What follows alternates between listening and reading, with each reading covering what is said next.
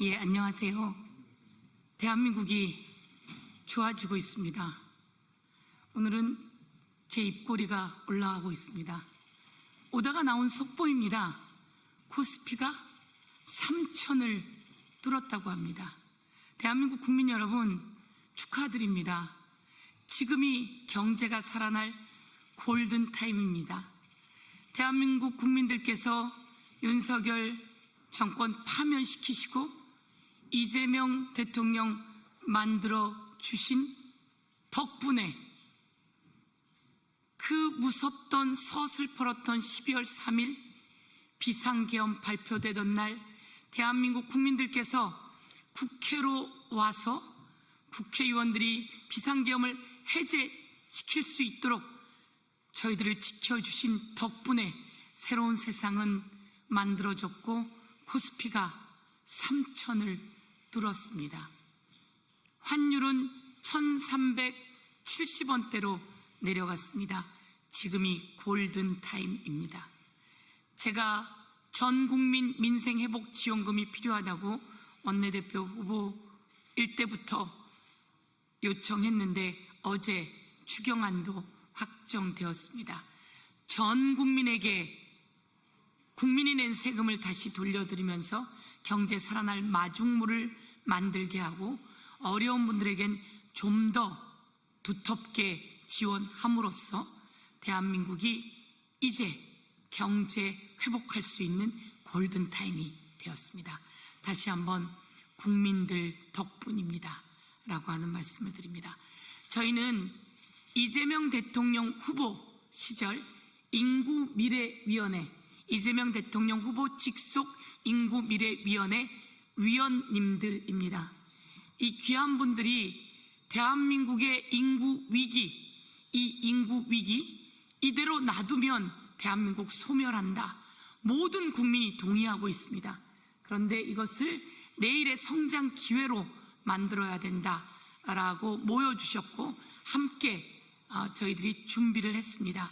그리고 인구 감소 지역인 대구, 경북을 함께 다니고 전국을 함께 다니면서 인구 감소 지역의 지원 방안도 찾고 그리고 그것을 대한민국의 새로운 경쟁력으로 만들어야 된다라고 이야기하신 그리고 그 대안을 만드신 주역들이라 오늘 이렇게 소개시켜드리며 이제 국정기획위원회에서 이 과제들을 담아 새로운 인구 대안, 미래의 성장 동력을 만들어낼 것을 촉구하기 위해 이 자리에 모였습니다.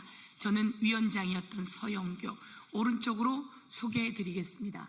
우리 자문위원을 맡아주셨던 전 여가부 차관이었던 김경선, 그리고 저희 인구미래위원회 인구감소지역 등을 비롯한 전 지역위원회 총괄본부장을 맡아주셨던 유영욱, 그리고 서울에서 동력을 만들어 전국으로 펼쳐나가야 된다라고 하는 역할을 맡아주셨던 김혜련 본부장, 그리고 제 왼쪽으로는 재선 양천구청장을 하셨습니다.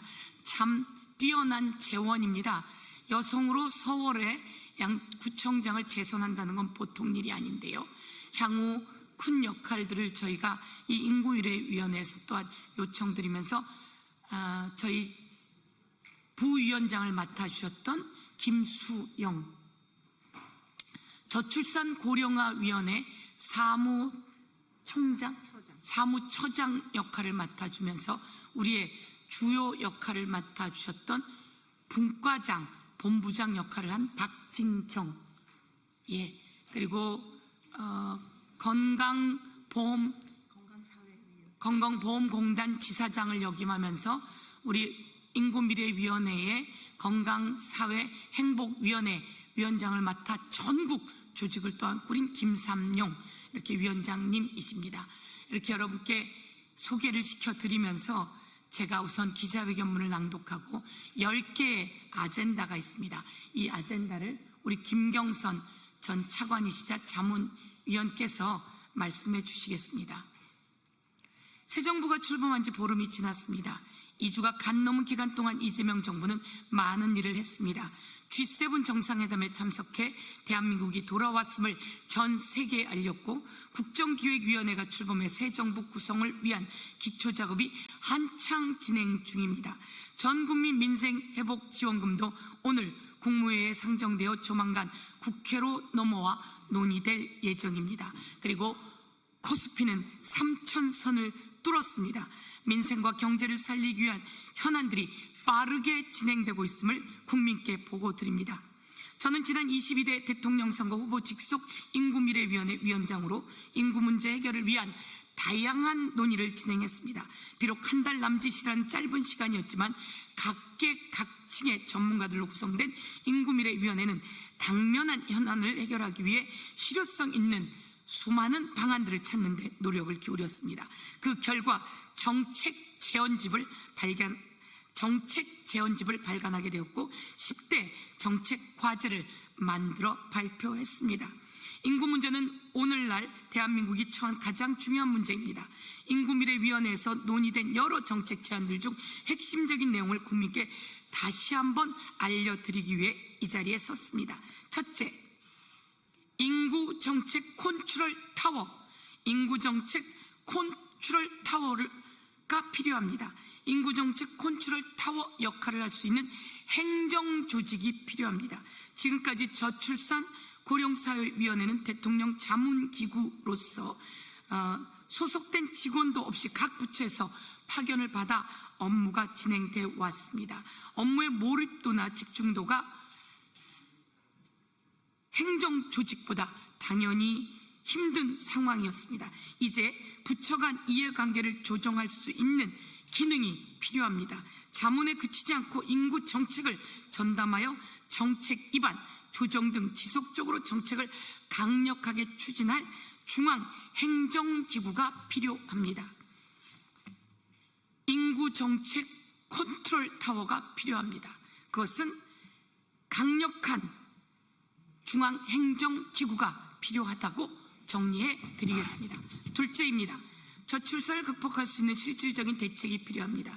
지난 18일 제가 아동수당 지급 연령을 8세의 벽을 뚫고 만 18세 미만까지 확대하는 기본 지급액 10만 원에서 20만 원으로 인상하는 아동수당법 개정안을 대표 발의했습니다. 제가 발의한 법안에는 인구 감소 지역 아동에 대한 수당은 더 추가하는 10만 원을 더 추가하는 안도 만들었습니다. 지자체 조례에 따라 지역사랑 상품권으로 지급 가능하도록 만들기도 했습니다. 물론 제 법안은 저출생을 근본적으로 해결할 수는 없습니다. 그러나 아기 키우기 좋은 나라로 가는 단초의 역할을 할 것으로 기대합니다. 행복한 출생, 행복한 양육, 행복한 가족이 이루어지도록 실질적인 정책적, 예산적 지원이 필요하다고 강력히 말씀드리겠습니다. 셋째, 인구 문제 해결을 위한 싱크탱크 조직이 필요합니다. 인구 문제와 관련해 저출생 문제, 인구 감소 지역 문제, 돌봄 및 교육 문제 등 거의 전 부처와 전 지자체 각계각층의 전문가들이 필요합니다.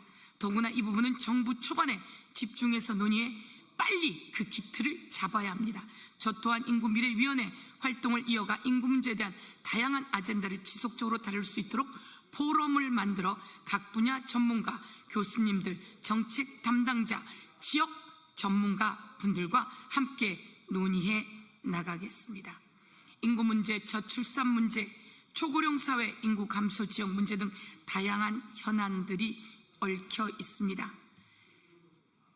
인구미래위원회에서 발표할, 지금 김경선 전 차관께서 발표할 10대 정책 과제를 이재명 정부 정책에 반영되도록 최선을 다하겠습니다. 향후에도 국회의원으로서 예산과 정책 그리고 입법으로 인구 문제 해결에 앞장서겠다고 말씀드리면서 저희 인구미래위원회 수석 부위원장이었던 강선우 위원이 이 분야를 이어서 국정기획위원회에서 담당할 거다 이렇게 말씀드리면서 강력히 전달하도록 하겠습니다. 그러면 김경선 전 차관께서 10대 과제를 간단히 말씀드리겠습니다. 인구미래위원회 10대 정책 제안을 말씀드리겠습니다. 첫째, 인구정책의 구조적 전환을 이룩하겠습니다. 그래서 정책 총괄 인구 컨트롤 타워를 설치하도록 하고 지방정부의 인구 전담 기능도 강화해 나가도록 하겠습니다. 두 번째, 자녀가 있는 삶을 든든하게 보장해 드리겠습니다. 이를 위하여 아동수당을 18세 미만까지 단계적으로 확대하겠습니다. 두 번째로는 자녀 수에 비례한 소득세 공제율과 공제 한도를 확대하겠습니다.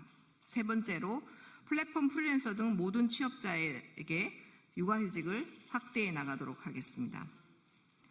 세 번째는 대중소기업 모든 근로자들의 일생활 균형을 확보해 드리겠습니다.